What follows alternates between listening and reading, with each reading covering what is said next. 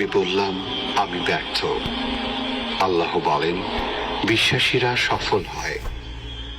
আমি বললাম আমার জীবনে অনেক কষ্ট।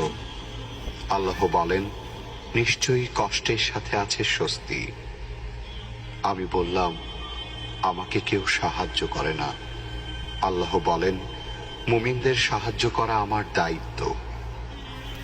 আমি বললাম আমি দেখতে খুবই কুৎসিত।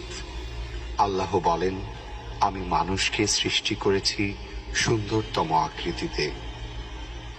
আমি বললাম আমার সাথে কেউ নেই। আল্লাহ বলেন ভয় করো না, আমি মুমিনদের সাথে আছি। আমি বললাম আমার পাপ অনেক বেশি। আল্লাহ বলেন আমি তওবাকারীদের ভালোবাসি। আমি বললাম আমি সব সময় অসুস্থ থাকি।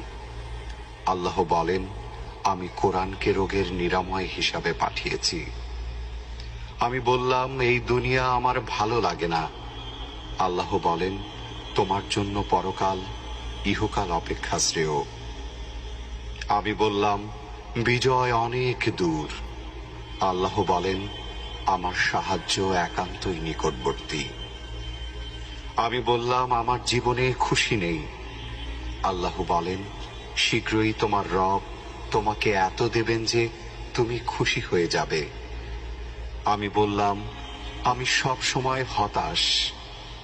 আল্লাহ বলেন আর তোমরা নিরাশ হও না এবং দুঃখ করো না। আমি বললাম আমার কোনো পরিকল্পনা সফল হচ্ছে না। আল্লাহ বলেন আল্লাহ সর্বোত্তম পরিকল্পনাকারী। আমি বললাম আমার কেউ নেই।